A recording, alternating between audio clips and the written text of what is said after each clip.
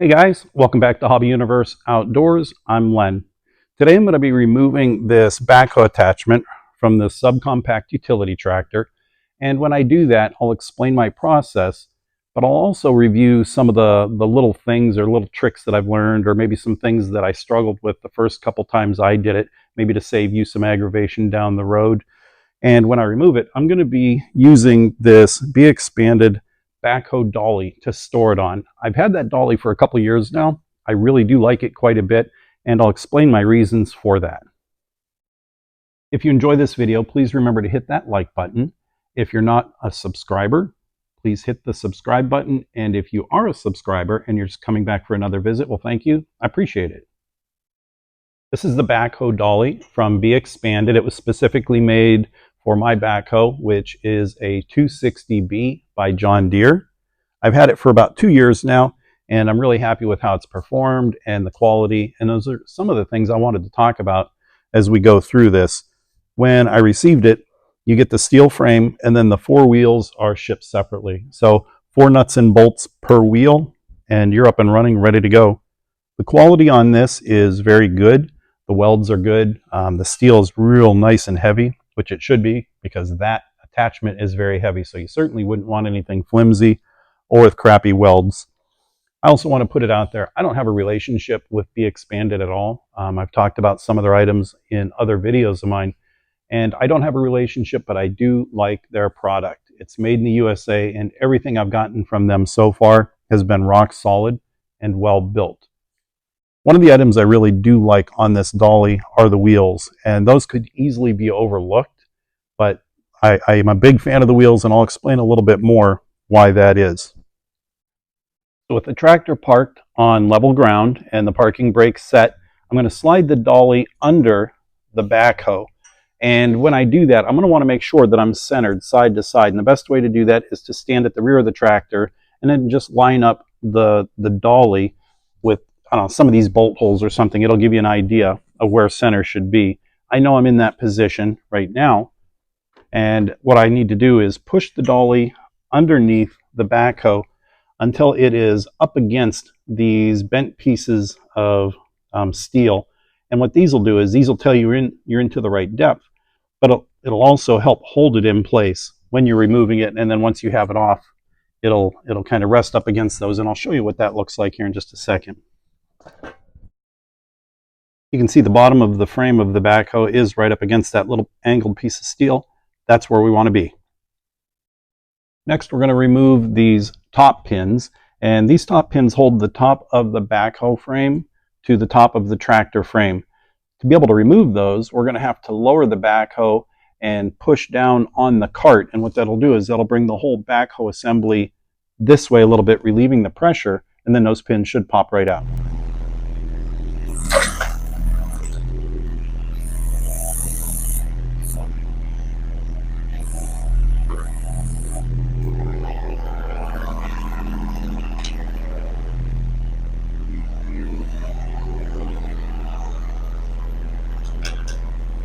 Once I was done moving the backhoe, I double checked to make sure those pins were loose, and they are. If not, I would have had to go back and make some additional adjustments just to make sure there's no pressure on those pins. They should be very free to move.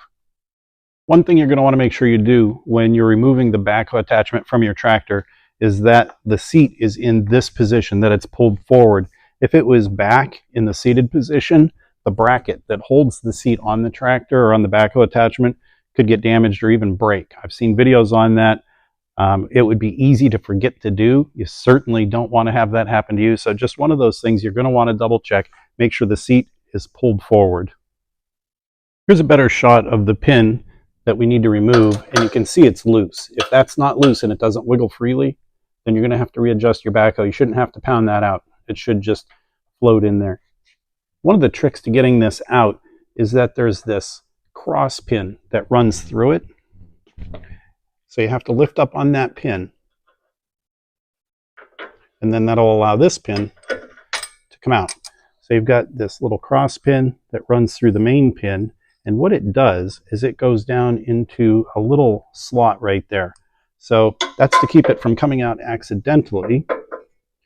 So So if you're inserting it, you'd put the pin in. You have to have this second pin up. When you let it go, it falls down in that slot. Now there's no way that can come out accidentally. And again, to remove, raise up on that secondary pin, pull it out, and you're good to go.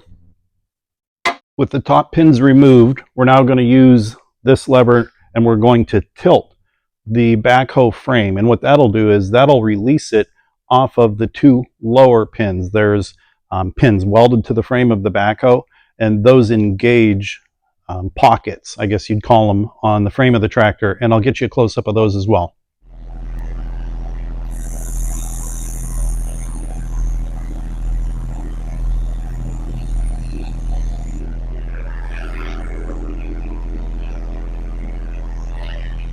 It'd be too hard to show you with the tractor and backhoe still in this position, but I'm positive we are disengaged from those welded pins where they attach to the bottom of the frame.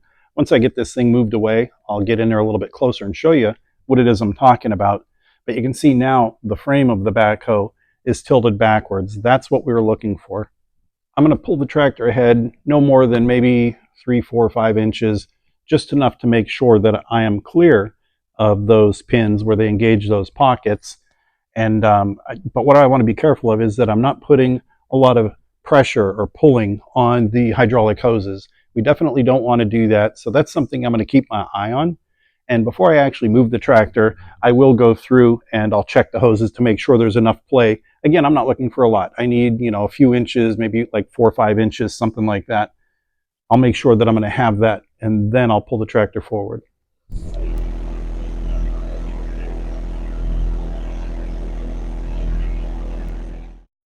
Here's a better look at the pin and pocket I was talking about. This is the pin, and it'll engage with that pocket right there. And so that's on the tractor frame. This is on the backhoe. And when we tilted the backhoe frame backwards, this pin was able to come up out of that pocket. And now that we're clear of that, I move the tractor ahead just a few inches. We're going to be able to remove the hydraulic lines, and then we're going to be done. There are a couple tricks I learned when removing the hydraulic lines that I actually wished I would have known before the first time I tried to do it. I don't have a lot of experience with hydraulics and things like this, so I just figured it's a simple coupler. I'm just going to pop it apart. The problem is these hoses are still under pressure. The hydraulic system still has pressure in it. To make life a ton easier, it's a good idea to relieve that pressure from the system before disconnecting these hoses, and there's a couple reasons for that. The way to remove the pressure from these hydraulic lines in this system is simply just move the levers. So just going to move everything around. I'll do the same with the backhoe. And now there should be no more pressure in that system. That was tip number 1. Tip number 2 is that when you remove the hoses, make sure you have a rag handy. You're going to get a little bit of oil dripping out. If you're out in your driveway or in your yard, maybe you don't care, but in here I try to keep the oil off the floor. So I have a rag ready, and what you do is you slide up on the collar and it pops apart just like that. You're going to get a couple drips out of there. It's not a big deal. It's not a lot of oil. Nothing you need to be worried about. It's just there's no real way around it. It's just how it's going to go. We'll do the same thing on this one. Pop it apart, catch any extra oil. We're done. So since this backhoe attachment is going to live in my barn when it's not being used, I don't have to worry about moisture getting in here, rain, insects, or anything like that. I simply put a sock over the female end, and I just leave the male end exposed. For the tractor side of the hydraulic system, you do have to connect these two together. And to do that, you just put them together, you pull up on that collar, and then they snap together. And that's because it's a continuous system, so you do want to make sure that that fluid continues to flow through there. Keep in mind that anytime you start the tractor and then shut it off, you're going to build up pressure in that hydraulic system. So if for whatever reason you do that, just remember, again, relieve that pressure before you take this apart. If by chance there's pressure in the system, you take it apart, the issue you're going to have is putting everything back together. It's going to be a really, really tight fit. In fact, nearly impossible to get the two together if there's pressure in the system. And the way I relieve that is, this is the male side of it, and it's got this little nipple sticking out right here. And like right now, I can move that in and out no problem because there's no pressure in the system. If there was pressure in the system, I wouldn't be able to move that with my finger at all. So to relieve that, what I've done is I'll put a rag over it, and then I'll push it up against the frame of the tractor or something else very hard. And you push, and all of a sudden it'll go pop, and a little bit of oil will come out, and then you know that you've relieved that pressure, and then you should be good to go. It's just a lot easier to do it ahead of time if you can remember. One of the items I love about this dolly are the wheels. I talked about that a little bit earlier in the video, and now I'll explain why. The wheels are ball bearing wheels. They're not bushing. So if you were to lift up on that dolly and spin them, they would spin very, very freely. And that's important because this is a very heavy attachment. So, you know, the ability to move this thing with little effort is really important. And those ball bearing wheels, they help tremendously. Also, the size of the wheel is very important. So I did this video demonstration in my barn.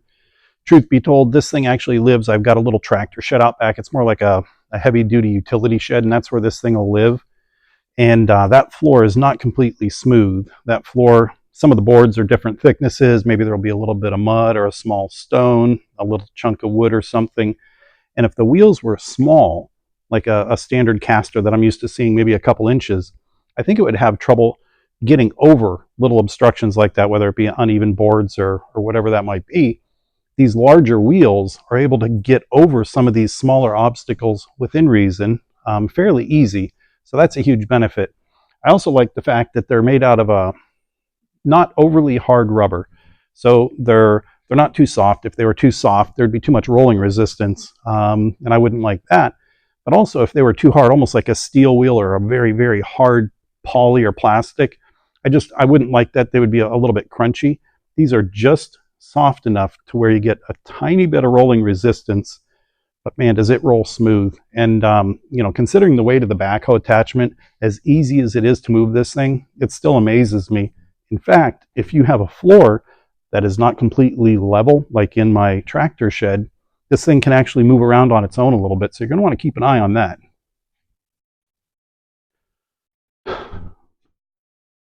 So with everything detached, we can now roll this thing out of the way. And like I was talking about, it doesn't take a lot of effort to move this thing.